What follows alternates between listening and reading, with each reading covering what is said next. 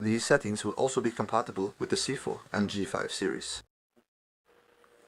So we're going to look at the settings for Netflix, Disney, and TNT and T. So here, I'm on Disney Plus, and I've put Monsters Inc., which has a really incredible quality for this cartoon. So first of all, before going into details, you're going to do two things that you absolutely have to do. You're going to go to the settings here.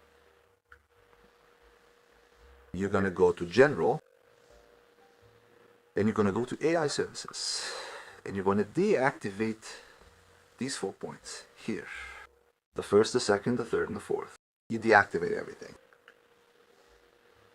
Then, what you have to do, and this is also very important, you're going to go to energy saving. And you're also going to deactivate energy saving. Don't forget to do that. Next, we will adjust the image settings. So you should know that at first, I wasn't at all satisfied with the image when I received my TV. Like many people, I looked at several forums on YouTube, and the quality still wasn't up to par. So what I did was, I said to myself, well, I really have to watch it with my own vision. And so I tried to understand the settings and just trust my vision in me, in my eyes. And I realized that the settings I had found were not at all the same as what I had seen. A little to the left and right. And what's more, they are often the same settings that we find all the time. You'll see that mine are completely different, and now I'm very happy because the image is really magnificent. So the image that you see now does not reflect the quality that I see live when I make this video on my TV screen. My image is much prettier than what you see here. So we're going to go to the image selection mode, and I've chosen cinema mode. It's the only mode that suits me. I find it really perfect. You'll see that for TNT, you'll choose standard mode. So for Disney or Netflix, you choose this mode, cinema mode. Then, personalized image assistant, we don't go there. Image format, very important. You always put original. Signal analysis, that's also very important. You have to always set it to active. You'll sometimes have automatic or deactivated. If you set it to automatic or deactivate, your image will be cropped. It will zoom. Notice how the image just zoomed in. Leave it on active for the correct aspect ratio.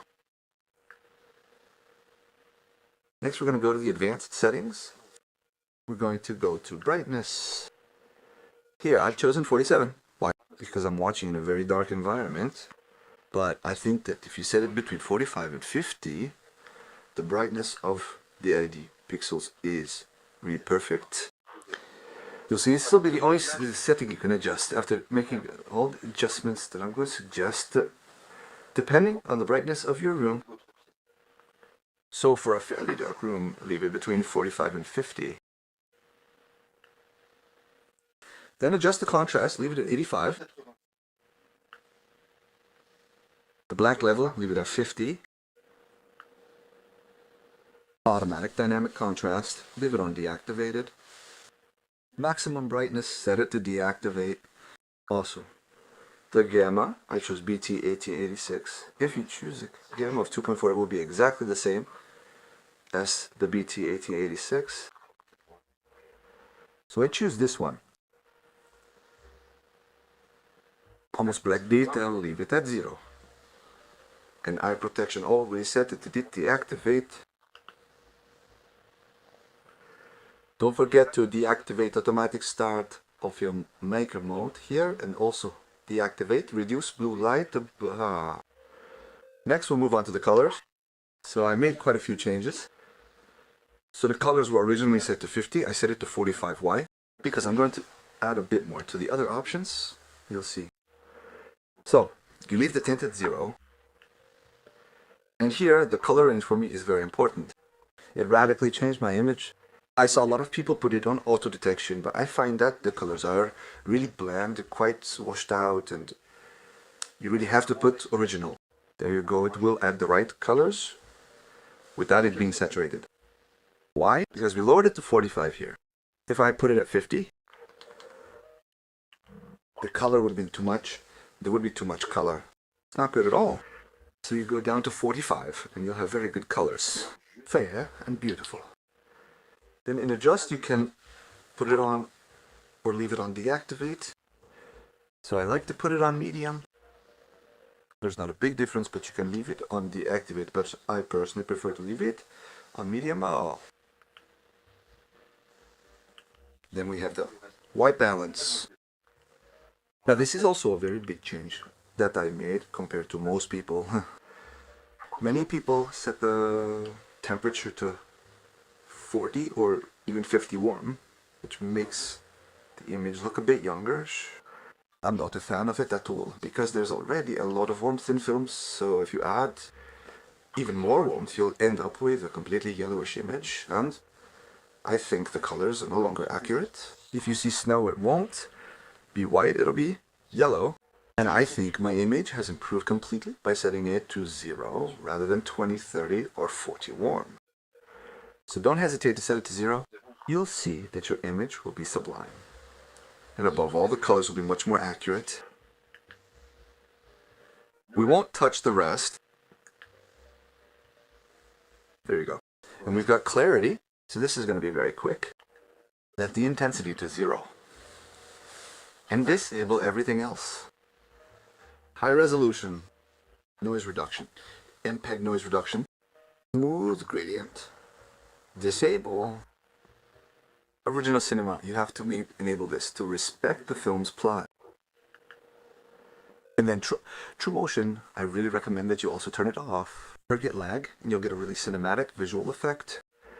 If you choose the other options, you'll get a somewhat soap opera style camcorder effect that's not at all suited to film. So if you want a pure cinematic effect, you really need to turn it off. That was for the Disney setting. Now let's go to TNT. Let's go to TNT settings. So for the selection mode, I recommend standard mode for TNT and cinema mode for Netflix and Disney. So set it to standard, or if you want to set it to cinema, you can do that too. I recommend standard. So the settings will be practically the same. So advanced settings, brightness. I've also set it to 48. So you can increase that or not. And then it will apply all the settings. As I told you, the only setting you can change afterwards is the brightness of the pixel LEDs. Add contrast if you want to 85. Black level 50. Contrast off. Brightness off. Gamma still the same. BT 1886 detail almost black, 0 protection off. Colors will be the same, we'll set it to 45. Color depth 0 tint.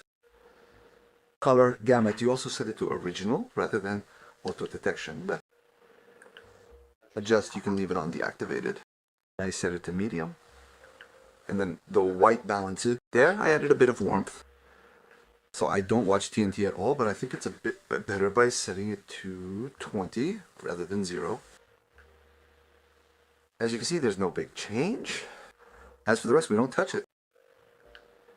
Regarding clarity, you should set intensity to 0